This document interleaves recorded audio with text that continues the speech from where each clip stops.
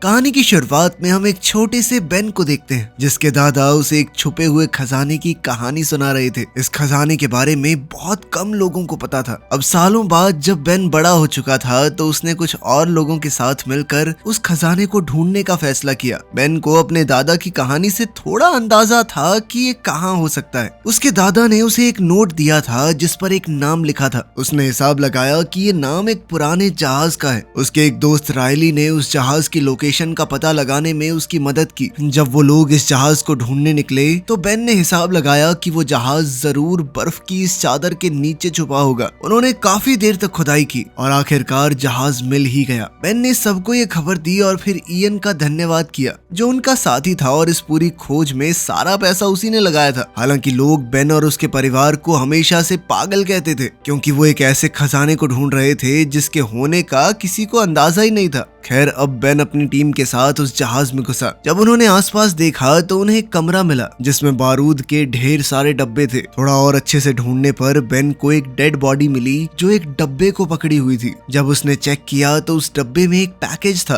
और उसके अंदर एक पाइप थी। बेन सोचने लगा कि इस पाइप में इतना भी क्या खास है कि इसके लिए कोई अपनी जान दे गया। तभी उसने देखा कि पाइप पर कुछ लिखा था। उसने अपना खून इस्तेमाल करके समझने की कोशिश की कि आखिर उस पर लिखा क्या है। जब उसे वो लिखावट समझ आई तो वो समझ गया कि ये एक और सुराग है। ये बात इयन को बिल्कुल पसंद नहीं है। इतना पैसा लगाने और खोजबीन करने के बाद भी उनके हाथ बस एक सुराग लगा था। इस बात से इयन बहुत चिढ़ गया, लेकिन बेन ने उस सुराग में छुपी पहेली को सुलझा लिया। उसने बताया कि एक अदृश्य नक्शे के बारे में है जो अमेरिका के सबसे जरूरी डॉक्यूमेंट डिक्लेरेशन ऑफ इंडिपेंडेंस के पीछे छुपा हुआ है। जैसे ही बेन ने कहा कि इस दस्तावेज तक पहुंचना और उसका मिलना बहुत मुश्किल होगा तो इयन ने सीधा कह दिया तो चुरा लेते हैं उसे। इस बात से बेन ने साफ इनकार कर दिया और कहा कि मैं ऐसा नहीं होने दूंगा। तब इयन ने अपने आदमी शॉ को बेन पर बंदूक तानने को कहा, लेकिन इयन कहीं ना कहीं ये बात भी अच्छे से जानता था कि अगर बेन नहीं होगा तो आगे की पहेलियां कौन सुलझाएगा। इसलिए इयन ने बेन के दोस्त रायली को जान से मारने की धमकी दी। इससे पहले की बात और बिगड़ जाए बेन ने एक फ्लेयर स्टिक जला दी और कहा कि अगर सब शांत नहीं हुए तो वो इसे बारूद पर फेंक देगा। सबको लगा कि वो झूठ बोल रहा है, लेकिन बेन ने वो फ्लेयर फेंक दी। पर इससे पहले कि वो नीचे बारूद पर गिर पाती इयन ने उसे पकड़ लिया। लेकिन इयन ये जानता ही नहीं था कि उसके हाथ पर भी थोड़ा बहुत बारूद लगा हुआ है। अचानक उसके हाथ में आग लग गई जिसके बाद उसने फ्लेयर को छोड़ दिया और अब वो फ्लेयर स्टिक नीचे पड़े बारूद पर जा गिरी।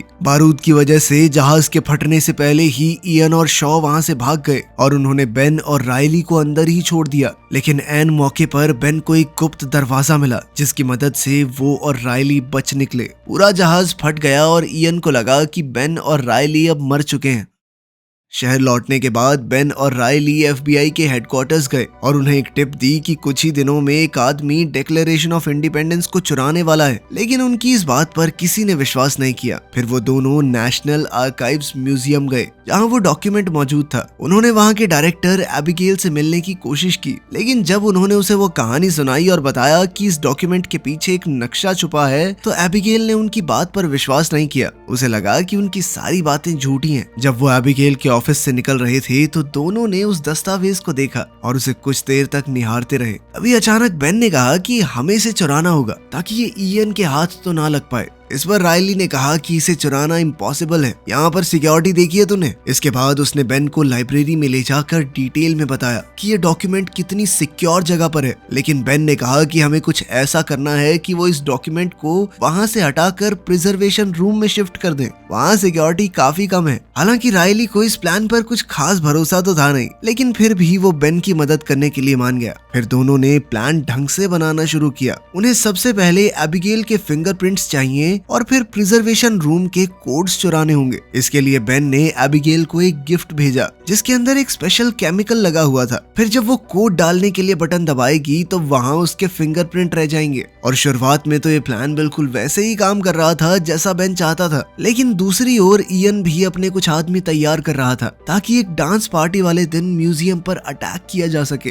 पार्टी वाले दिन जब वो डॉक्यूमेंट प्रिजर्वेशन रूम में शिफ्ट हो गया, बेन स्टाफ का भेस बनाकर बिना किसी परेशानी के बिल्डिंग के अंदर घुसा। उसने वापस अपने कपड़े बदले और एबिगेल से मिला। एबिगेल उसे देखकर चौंक गई। बेन ने झूठ कहा कि उसने म्यूजियम को एक बहुत बड़ा डोनेशन दिया है और फिर मौका पाते ही उसने एबिगेल का शैंपेन ग्लास चुरा लिया जिस पर उसके फिंगरप्रिंट्स लगे हुए थे। इसी बीच इयन और उसके आदमी भी म्यूजियम आ गए। वो एक अंडरग्राउंड टनल के जरिए बिल्डिंग में घुसे। थोड़ी देर बाद बेन प्रिजर्वेशन रूम में पहुंच गया, लेकिन जब रायली कैमराज से उस पर नजर रखे हुए था तो इयन के एक आदमी ने उनका एक्सेस ब्लॉक कर दिया। बेन ने फैसला किया कि वो डॉक्यूमेंट को पूरे फ्रेम के साथ ही लिफ्ट के जरिए नीचे ले जाएगा। जैसे ही वो बाहर निकला तो इयन और उसके लोगों ने उसे देखा और वो चौंक गए, क्योंकि उन्हें तो लगा था कि बेन मर चुका है। उन्होंने उसे देखते ही उस पर गोलियां चलाई, लेकिन बेन ने डिक्लेरेशन ऑफ इंडिपेंडेंस के उस डॉक्यूमेंट को आगे कर दिया। उस पर बुलेट प्रूफ ग्लास लगा था जिसने बेन को बचा लिया। आखिरकार किसी तरह बेन लिफ्ट में घुस गया और उसने डॉक्यूमेंट को उसके प्रोटेक्टिव कवर से बाहर निकाला। जैसे ही बेन बाहर निकलने लगा उसने एबिगेल की नजरों से बचने की कोशिश की, जिसने ये कंफर्म कर लिया था कि बेन का नाम गेस्ट लिस्ट में था ही नहीं। इसके बाद बेन म्यूजियम के एक स्टोर में छुप गया, लेकिन जब वो डॉक्यूमेंट के साथ वहां से निकलने लगा तो कैशियर ने सोचा कि वो डॉक्यूमेंट की कॉपी चुराने की कोशिश कर रहा है, जो बिल्कुल सेम साइज में वहाँ सेल पर थी। उसने बेन से कहा कि तुम्हें पेमेंट करनी होगी वरना सिक्योरिटी बुला रही हूँ मैं। बेन ने वहां से चुपचाप बचकर निकलने के चक्कर में कार्ड से पेमेंट कर दी, क्योंकि उसके पास ज्यादा कैश नहीं था। जब वो बाहर जा रहा था तो एबिगेल ने उसे देख लिया और उसका पीछा करने लगी। जैसे ही बेन ने वो डॉक्यूमेंट रायली की वैन के पिछले हिस्से में डाला तो एबिगेल ने उससे पूछा कि तुम क्या कर रहे हो। इसके बाद बेन के हाथ में वो डॉक्यूमेंट देखकर एबिगेल समझ गई कि उसने क्या किया है। ये देखते ही एबिगेल चिल्लाने लगी, जिसके बाद बेन ने चुपचाप वो डॉक्यूमेंट उसे वापस कर दिया। इसके बावजूद भी जब वो आसपास की पुलिस को बुलाने लगी तो इयन ने उसे डॉक्यूमेंट के साथ देख लिया और अपने आदमियों को उसके पीछे छोड़ा। बेन ने एबिगेल को बचाने की कोशिश की, लेकिन इयन के आदमी उसे पकड़ कर ले गए। इसी बीच म्यूजियम गार्ड्स को पता चल गया कि डॉक्यूमेंट चुरा लिया गया है। तुरंत ही पूरा म्यूजियम लॉकडाउन में चला गया और FBI को बुला लिया गया। इयन ने वैन में एबिगेल से कहा कि ये डॉक्यूमेंट मेरे हवाले कर दो, लेकिन एबिगेल ने सीधे तौर पर मना कर दिया। अचानक उनकी वैन के सामने कुछ आ गया तो ड्राइवर को कट मारना पड़ा। इस झटके से पीछे मौजूद सभी लोग गिर गए और एबिगेल ने इस मौके का फायदा उठाते हुए भागने की कोशिश की, लेकिन वो पूरी तो नहीं निकल पाई, बस वैन के दरवाजे से लटक कर रह गई। उधर रायली और बेन ने उनका पीछा किया ताकि वो एबिगेल की मदद कर सके। थोड़ी देर बाद इयन एबिगेल से वो डॉक्यूमेंट लेने में कामयाब रहा। तभी बेन ने मौका देखकर एबिगेल को रायली की वैन में खींच लिया, जिससे उसकी जान बच गई। वो लोग अब मेन रोड से हट गए, लेकिन जब इयन ने रुकने के बाद डॉक्यूमेंट खोला तो उसे पता चला कि वो तो नकली है। बेन उन्हें चकमा देकर भाग गया था। एबिगेल बहुत नाराज थी कि बेन ने वो डॉक्यूमेंट चुराया और अब वो किसी गुंडे के हाथ में है, लेकिन तभी बेन ने असली डॉक्यूमेंट निकाला और बताया कि उसने एक नकली भी खरीद लिया था ताकि अगर कुछ प्रॉब्लम हो तो असली वाला सेफ रहे। बेन ने ये भी बताया कि मैंने सिर्फ डॉक्यूमेंट इसलिए चुराया था ताकि इयन उसे न चुरा ले, क्योंकि वो खजाना ढूंढने के लिए बेताब है। जब बेन और रायली ने सोचा कि डॉक्यूमेंट के पीछे कोई केमिकल लगाकर क्लू ढूंढते हैं तो एबिगेल ने साफ मना कर दिया। उसने कहा कि ऐसे तो ये खराब हो जाएगा, लेकिन रायली ने उसे टेंशन ना लेने को कहा, क्योंकि वो भी ऐसा कुछ नहीं करने वाले जिससे ये डॉक्यूमेंट खराब हो। लेकिन उनके पास जो सामान तैयार पड़ा था वो बेन के घर पर है और बेन अब वहाँ जा नहीं सकता, क्योंकि FBI उन्हें ढूंढते हुए पहले ही वहाँ पहुँच गई होगी। उसके पास कैश नहीं था तो उसने म्यूजियम में अपना कार्ड इस्तेमाल किया था और अब उनकी लोकेशन को ट्रैक किया जा रहा होगा। जैसे ही वो लोग वैन साइड में रोककर सोचने लगे, बेन ने कहा कि कुछ जरूरी चीजें हैं जो खजाना ढूंढने में जरूर काम आएंगी, लेकिन वो सब मेरे घर पर है। उनमें से एक चीज फ्रैंकलिन नाम के इंसान के लिखे हुए कुछ लेटर्स थे जो उस खजाने से जुड़े हुए हैं। बेन को याद आया कि उसके पिता के पास उन लेटर्स की कॉपी थी, इसलिए उसने फैसला किया कि वो उनके पास जाएगा। एबिगेल ने उस डॉक्यूमेंट के साथ भागने की कोशिश की, लेकिन बेन ने उसे रोक लिया। थोड़ी बहसबाजी के बाद वो भी उनके साथ जाने को मान गई, क्योंकि अब वो भी देखना चाहती थी कि आखिर ये क्या खजाना है। इसी दौरान FBI एजेंट सेड्यूस्की ने बेन के घर पर रेड की। उन्हें वहाँ बेन की काफी सारी चीजें मिली, वो चिट्ठियां भी जिनके बारे में बेन बात कर रहा था। साथ ही उसने अपने लोगों को बेन के परिवार वालों का पता लगाने को कहा। थोड़ी देर बाद बेन अपने पिता पैट्रिक के घर पहुंचा। पैट्रिक ने कहा कि मेरा एक ही सपना है कि तुम मुझसे मिलने आए, लेकिन खजाने के बारे में नहीं। जिस पर बेन ने कहा कि हाँ, तो मैं आपसे मिलने ही तो आया हूँ। पापा बेटा साथ में टाइम स्पेंड करेंगे, मजा आएगा। बस एक बार वो लेटर्स होंगे आपके पास, वो दे दो मुझे, फिर करते हैं टाइम स्पेंड। इस बात से पैट्रिक बहुत गुस्सा हो गया। उसने कहा कि किसी की गलती से सीखते हो कि नहीं तुम? मैंने अपनी पूरी जिंदगी इस खजाने को ढूंढने में झोंक दी, तुम भी अपनी जिंदगी ऐसे ही खराब करना चाहते हो? उसने कहा कि ऐसा कोई खजाना है ही नहीं, ये सिर्फ देश के दुश्मनों को गुमराह करने के लिए बनाया गया है, ये बस ऐसे ही कहानी बना दी है किसी ने। लेकिन बेन ने अपने पिता की बात पर ध्यान नहीं दिया। थोड़ी देर बाद जब उन्होंने उस डॉक्यूमेंट के पिछले हिस्से की जांच की तो उन्हें कुछ खास कोड्स मिले जो उन चिट्ठियों से जुड़े हुए हैं जिनके लिए वो यहाँ आए थे। जब बेन ने दोबारा पैट्रिक से वो चिट्ठियां मांगी तो पैट्रिक ने कहा कि मैंने तो पहले ही उन्हें फिलाडेल्फिया के एक म्यूजियम को दे दिया है। ये सुनकर बेन एबिगेल और रायली के साथ वहाँ से चला गया। जब FBI पैट्रिक के घर पहुंची तो उन्हें सिर्फ पैट्रिक एक कुर्सी से बंधा हुआ मिला। उसने कहा कि मेरा बेटा ऐसे ही बांध के चला गया मुझे, साथ में मेरी गाड़ी भी ले गया वो। जिसके बाद सेडुस्की ने तुरंत अपने लोगों को गाड़ी का नंबर ट्रैक करने को कहा। दूसरी तरफ इयन को भी समझ आ गया कि जो सुराग उन्हें उस जहाज में मिला था वो उन्हीं चिट्ठियों से जुड़ा हुआ है। थोड़ी रिसर्च के बाद उसे पता चला कि फिलाडेल्फिया में उन लेटर्स की कॉपीज हैं और वो तुरंत वहां जाने के लिए निकल पड़ा। रायली जब वो कोड पता लगाने की कोशिश कर रहा था तो एक छोटा बच्चा उसके पास आया। रायली से हो ना हो लेकिन उस बच्चे ने सारे कोड बड़ी आसानी से सॉल्व कर दिए। इयन भी वहां टाइम पर पहुंच गया और वो लड़का जब आखिरी वर्ड का पता लगाने जा रहा था तो इयन से टकरा गया। इयन ने देखा कि ये लड़का कुछ तो पेपर में सॉल्व कर रहा है तो उसने लड़के का पीछा करना शुरू कर दिया। लेकिन जब तक लड़का वापस पहुंचा तब तक रायली वहां से निकल चुका था, क्योंकि रायली ने खुद ही आखिरी वर्ड का पता लगा लिया था। जिसके बाद वो सीधा बेन और एबिगेल के पास पहुंचा ताकि उन्हें वो कोडेड मैसेज बताए जो उसने लेटर्स से निकाला था। इसके बाद बेन, एबिगेल और रायली तीनों मैसेज को डिकोड करने में लग गए। उन्होंने हिसाब लगाया कि जरूर ये सुराग इंडिपेंडेंस हॉल के बाहर वाली घड़ी की तरफ इशारा करता है। ये समझ में आते ही तीनों वहां के लिए निकल पड़े ताकि अगला क्लू जल्द से जल्द ढूंढ सके। वहीं दूसरी तरफ इयन ने भी उस स्कूल वाले लड़के को पैसे देकर ये पता लगा लिया कि आखिर उसने रायली को क्या बताया था। जल्द ही इयन भी इंडिपेंडेंस हॉल की तरफ निकल पड़ा। वहां बेन ने घड़ी की डायरेक्शन को फॉलो किया और देखा कि दीवार की एक ईंट पर एक खास निशान है। उसने उस निशान वाली जगह से ईंट हटाई और अंदर एक पुराना सा चश्मा मिला। ये एक खास तरह का चश्मा था। बेन तुरंत एबिगेल और रायली के पास गया और उन्हें वो चश्मे दिखाए। फिर बेन ने वो चश्मा पहना और डिक्लेरेशन ऑफ इंडिपेंडेंस के पीछे वाले मैप को देखा। तब उसे एक खास निशान दिखाई दिया और उसके पास ही कुछ शब्दों में लिखा हुआ मैसेज भी था। लेकिन उसी वक्त उन्होंने देखा कि इयन अपने लोगों के साथ वहां घूम रहा है, तो उन्होंने फैसला किया कि वो अलग अलग हो जाएंगे। एबिगेल और रायली के पास वो डिक्लेरेशन डॉक्यूमेंट था और वो जल्द ही उसे साथ लेकर निकल गए। इयन से बचते बचते वो दोनों काफी दूर निकल गए। लेकिन एक वक्त ऐसा आया कि एक बस उनके बहुत करीब आ गई और उनकी टक्कर होने ही वाली थी। इसी अफरा तफरी में इयन ने उनसे डिक्लेरेशन का वो डॉक्यूमेंट छीन लिया। एबिगेल और रायली ने तुरंत बेन को फोन किया और बताया कि क्या हुआ है। बेन ने कहा कि सब जल्दी से गाड़ी के पास मिलते हैं। लेकिन FBI को बेन की गाड़ी पहले ही मिल चुकी थी और जैसे ही बेन वहां पहुंचा तो FBI ने उसे अरेस्ट कर लिया। एबिगेल और रायली समय से थोड़ा लेट पहुंचे और FBI को देखते ही चुपके से वहां से भाग निकले।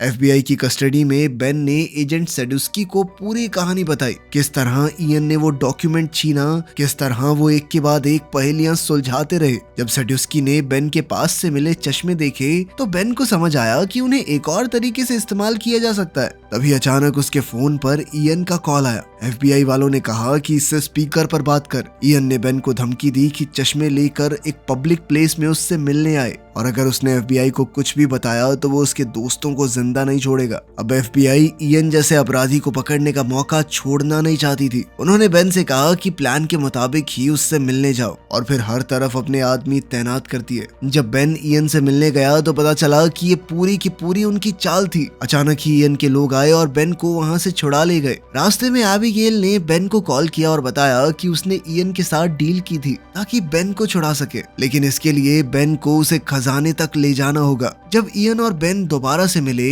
तो इयन ने वो डिक्लेरेशन का डॉक्यूमेंट और वो पुरानी पाइप वापस दी, वही जो जहाज में मिली थी। फिर इयन ने बेन से पिछला क्लू मांगा। जब बेन ने कहा कि मेरे पास कुछ नहीं है, मुझे नहीं पता, तब इयन ने दिखाया कि उसने बेन के पिता पैट्रिक को किडनैप कर रखा है। इस धमकी के बाद बेन को सच कबूलना पड़ा और उसने बताया कि जो निशान उसने मैप में देखा था वो एक चर्च का सिंबल है। जल्द ही वो तीनों उस चर्च तक पहुंच गए। बेन ने फिर से उन खास चश्मों का इस्तेमाल किया और मैप को देखा। इस बार उसे एक अलग सा सुराग मिला। एक अजीब सा नाम। सब कंफ्यूज हो गए कि इसका मतलब क्या हो सकता है। तब उन्हें समझ आया कि चर्च के नीचे लोगों को दफनाने की जगह है। जिसके बाद इयन और उसके सभी साथी तुरंत ही नीचे चले गए। पैट्रिक ने चुपके से बेन को बताया कि उन्हें कोई तरीका ढूंढना होगा इयन से छुटकारा पाने का, क्योंकि जब तक हम इयन के काम आएंगे तब तक ही जिंदा है, उसके बाद मार देगा हमें। तभी इयन ने फोन किया और बेन से पूछा कि अगला क्लू क्या है। मैप में लिखे नाम को ढूंढकर उन्होंने वहां से दीवार तोड़ी जिसके पीछे एक सुरंग जा रही थी। इयन ने बेन से कहा कि वो आगे चले। अंदर जाने के बाद उन्हें एक बहुत पुरानी जगह मिली जिसे शायद सालों से नहीं खोला गया था। वहाँ लकड़ी की सीढ़ियाँ और एक पुरानी लिफ्ट भी थी। पैट्रिक ने सबको कहा कि ये लकड़ी की सीढ़ियाँ खतरनाक हैं, इतने सालों से कोई आया नहीं है यहाँ पे, टूट जाएंगी। लेकिन इयन ने सबको जबरदस्ती नीचे जाने को कहा। जब सभी लोग उन सीढ़ियों से नीचे उतर रहे थे तभी अचानक से बहुत सी सीढ़ियां टूट गई। इस घटना में शॉ नीचे गिरकर मारा गया। अब वो पूरा हिस्सा टूट रहा था और बाकी सबको लिफ्ट के ऊपर कूदकर अपनी जान बचानी पड़ी। उस लिफ्ट ने उन्हें खाली कमरे में ले जाकर छोड़ दिया। इयन ने बेन से पूछा कि खजाना कहाँ है। बेन ने दिखावा किया कि उसे भी कुछ नहीं पता। इयन ने गुस्से में उन्हें धमकी दी कि अगर बेन ने कुछ नहीं बताया तो वो उन्हें यहीं पर छोड़कर चला जाएगा। तभी पैट्रिक ने कहा कि अगला सुराग इस लालटेन के अंदर है। उसने ये भी कहा कि ऐसी ही एक लालटेन बॉस्टन की चर्च में भी है, तो खजाना शायद वहीं पर होगा। इयन फिर भी उन्हें वहीं छोड़ के चला गया, ये कहकर कि जब मुझे खजाना मिल जाएगा ना तो वापस आऊंगा तुम लोगों के लिए। इस पर रायली ने परेशान होकर कहा कि हम यहीं मरने वाले हैं। तब बेन और पैट्रिक ने रायली और एबिगेल को बताया कि उन्होंने इयन से झूठ कहा था, वो लालटेन तो सिर्फ एक डिस्ट्रैक्शन थी। फिर उन्होंने एक और क्लू ढूंढा जो उन्हें एक नए कमरे तक ले गया। उस कमरे के अंदर की जगह को देखकर ऐसा लग रहा था मानो उनसे पहले कोई और वहां आ चुका हो।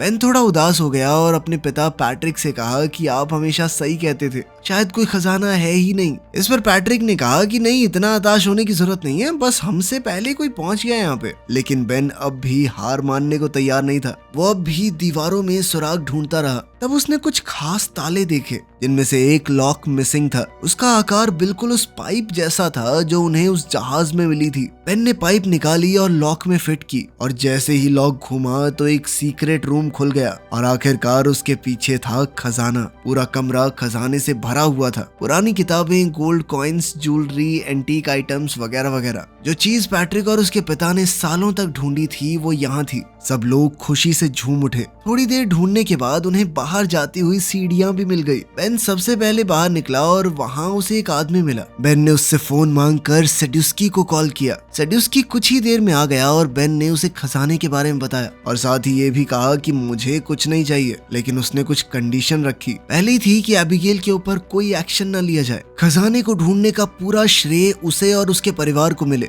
रायली को भी खजाने में से कुछ हिस्सा दिया जाए और सबसे जरूरी बेन जेल ना जाए। सेड्यूस्की ने उसकी सारी शर्तें मान ली और बाद में इयन को भी पकड़ लिया जब वो बॉस्टन की चर्च में घुसने की कोशिश कर रहा था। कुछ ही दिनों में ये खजाना दुनिया भर के म्यूजियम्स में भेज दिया गया। एक दिन सब लोग मिलकर मजे उड़ा रहे थे, लेकिन रायली थोड़ा गुस्सा था। उसने बेन से कहा कि तुमने सरकार का दिया हुआ पैसा ठुकरा क्यों दिया। रिकी ने कहा कि भाई इतना कुछ था, कुछ तो ले लेते। बेन हंसा और आगे से जवाब नहीं दिया। रायली अपनी नई कार में बैठा जिससे पता चलता था कि उसे भी बढ़िया पैसे मिले हैं सरकार से। खैर उसके जाने के बाद हमें पता चलता है कि बेन और एबिगेल ने शादी कर ली है और आखिर में वो अपने नए घर के अंदर चले गए। वीडियो पसंद आई तो लाइक कर देना, चैनल को सब्सक्राइब कर लेना। मिलते हैं अगली वीडियो में।